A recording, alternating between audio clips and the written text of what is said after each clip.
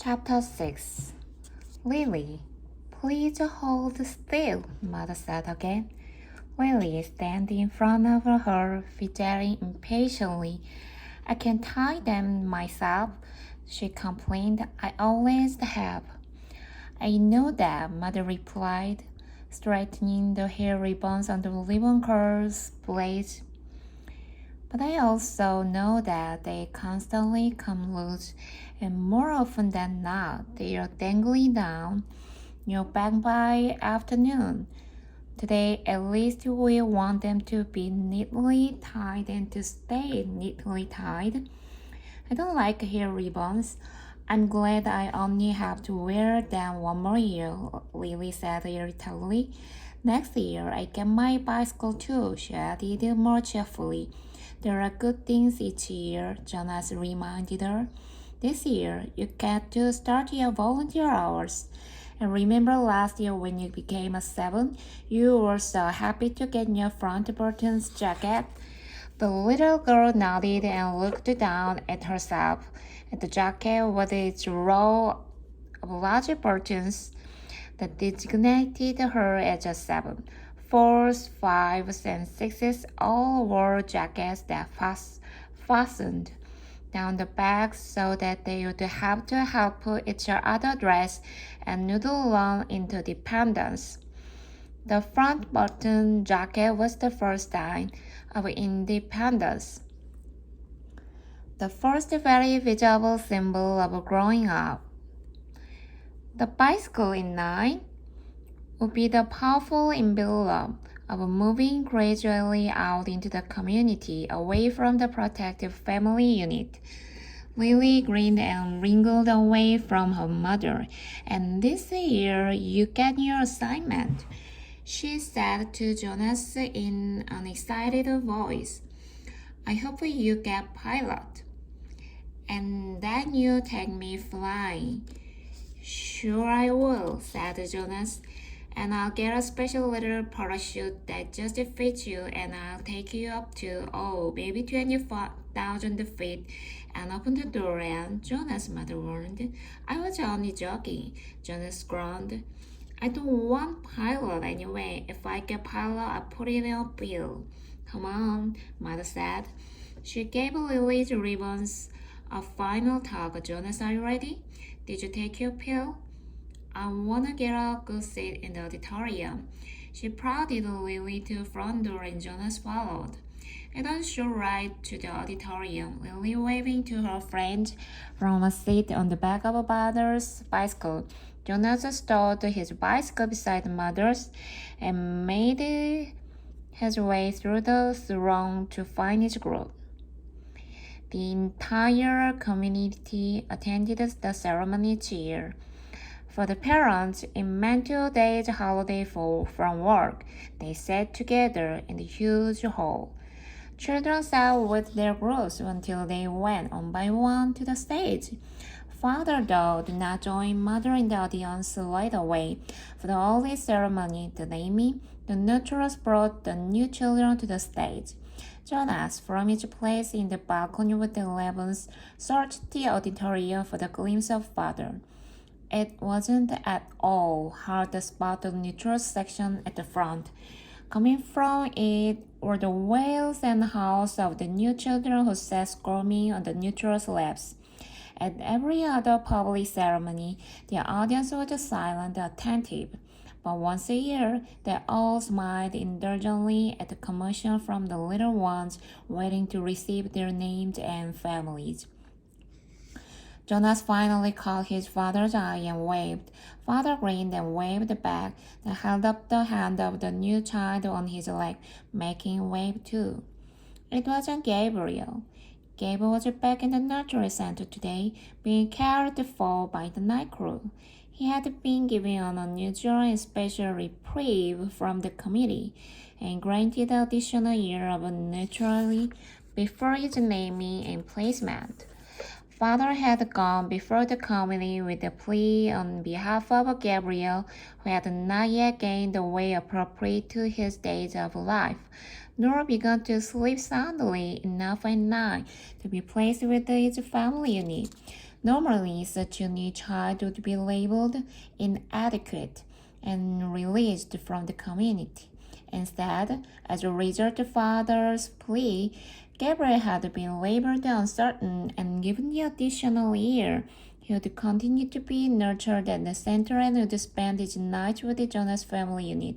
As a family member, including Lily, had been required to sign a pledge that they would not become attached to this little temporary guest, and that they would relinquish his without protest or appeal when he was assigned to his own family unit at next year's ceremony.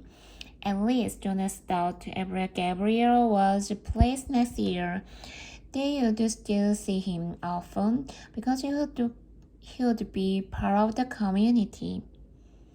If he were released, they would not see him again, ever.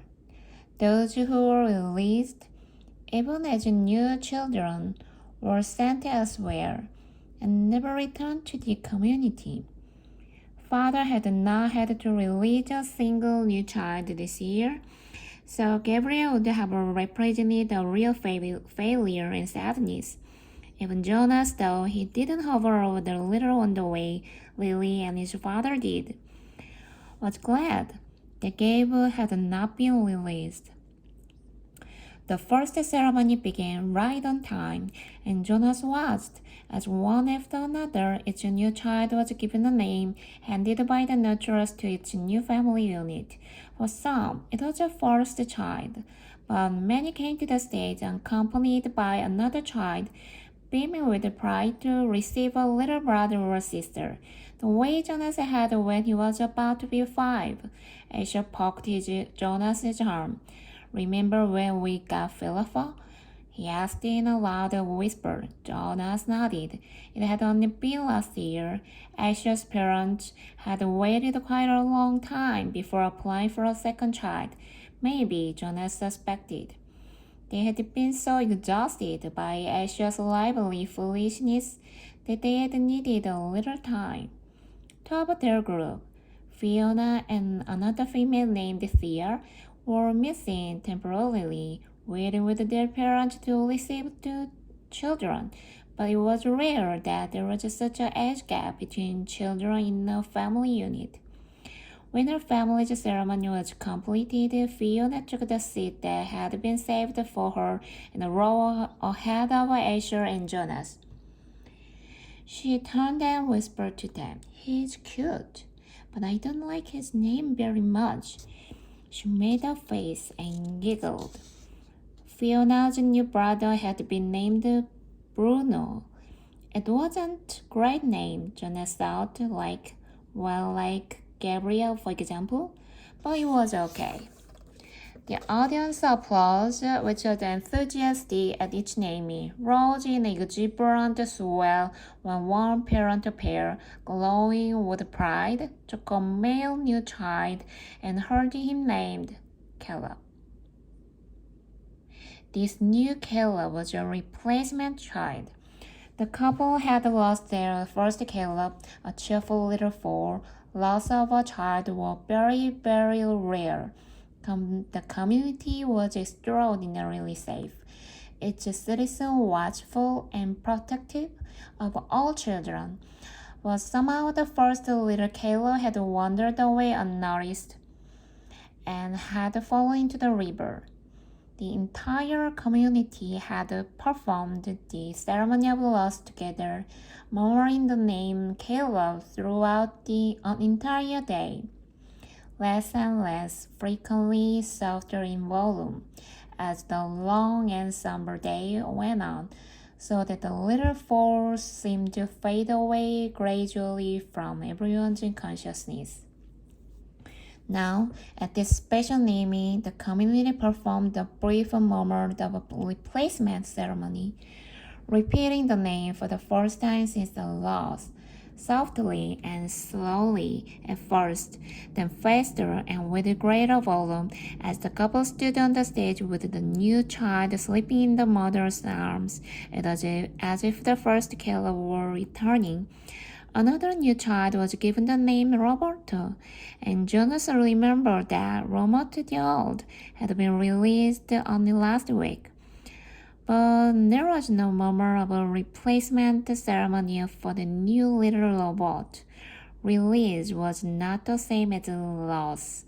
He sat politely through the ceremonies of 2 and 3 and 4, increasingly bored as he was each year. Then a break for midnight meal served outside outdoors, and back again to the seats for the 5s, 6s, and 7s, and finally, last of the first named ceremonies, the 8th. Jonas watched and cheered as Lily marched proudly to the stage, became an 8, and received the identifying jacket that she would wear this year.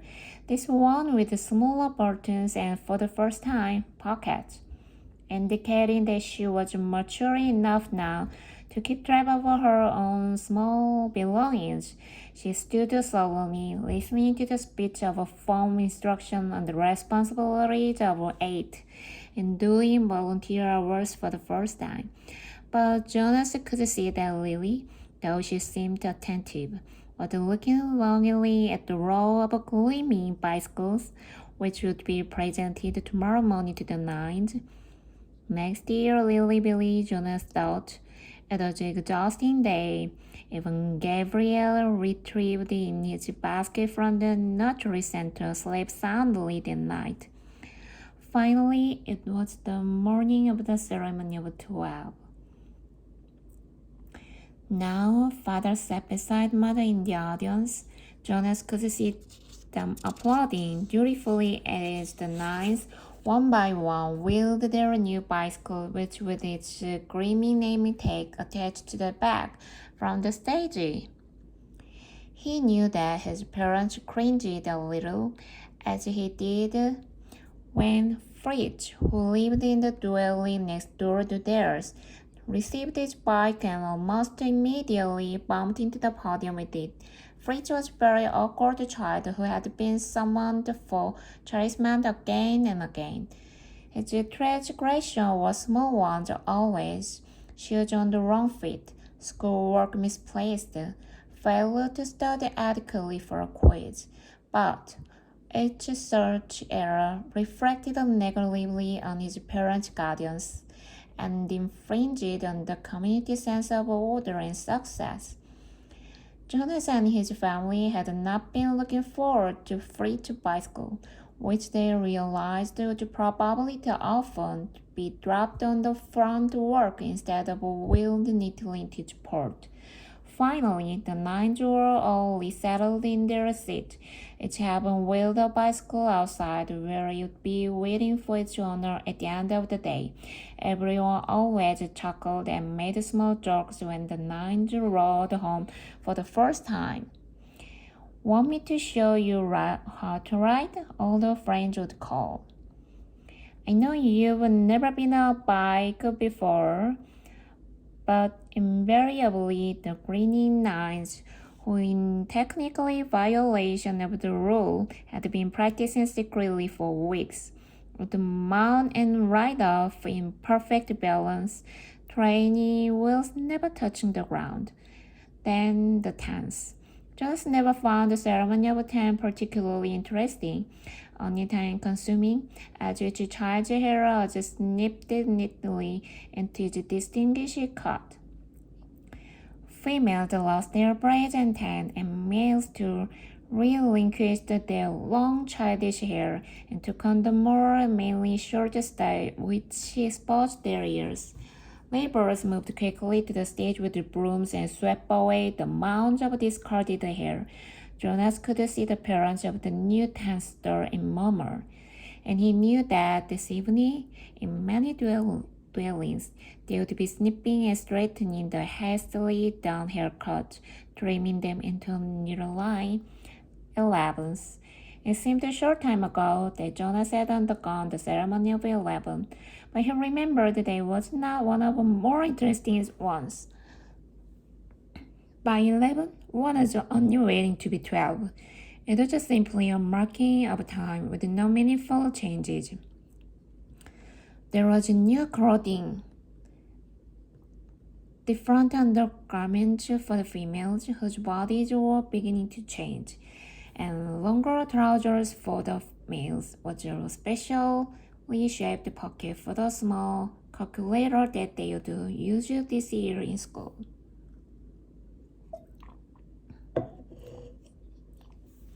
But those were simply presented in wrapped package without accompanying speech. Break for midday meal, Jonas realized he was hungry. He and his grown-mates congregated by the tables in front of the auditorium and took their packaged food. Yesterday there had been merriment at lunch, a lot of teasing and nods, but today the group stood anxiously, separate from the other children. Jonas watched the new knights gravitate toward their waiting bicycle, each one admiring his or her name tag.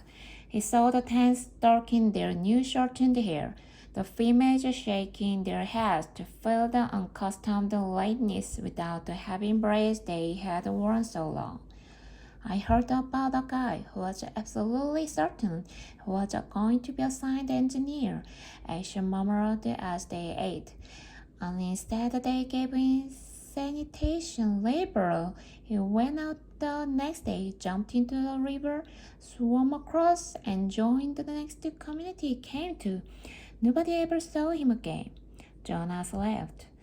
Somebody made that story up, Ash, she said. My father said he heard that story when he was 12, but Ash wasn't reassured. He was eyeing the river where it is visible behind the auditorium. I can't even swim very well, he said.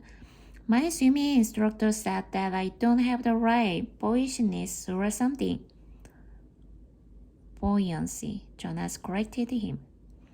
Whatever, I don't have it, I think. Anyway, Jonas pointed out, have you ever once known of anyone, really known for sure, Asher, not just heard a story about it, who joined another community? No, Asher admitted reluctantly, but you can. It says so in the rules.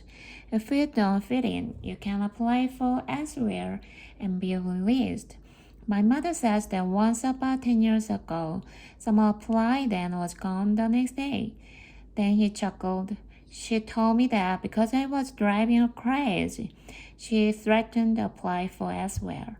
She was joking. I know, but it was true. What she said, that someone did that once. She said that it was really true. Here today and gone tomorrow, never seen again. Not even a ceremony of release. Jonas shrugged. It didn't worry him. How could someone not fit in? The community was so meticulously ordered, the choices so carefully made. Even the matching of spouses was given such weighty consideration that sometimes adults who applied to receive a spouse waited months or even years before a match was approved and announced. All of the factors, disposition, level, intelligence, and interest had to correspond and to interact perfectly. Jonah's mother, for example, had a higher intelligence than his father, but his father had a calmer disposition. They balanced each other. Their match was like all matches had been monitored by the committee of elders for 3 years before they could apply for children, had always been a successful one. Like the matching of spouses and the naming and placement of new children, the assignment was scrupulously thought through by the committee of elders. He was certain that his assignment, whatever it was to be, and Asher's too, would be the right one for them. He only wished that the midday break would conclude, that the audience would re-enter the auditorium, and the suspense would end. As if in answer to his unspoken wish, the signal came, and the crowd began to move toward the doors.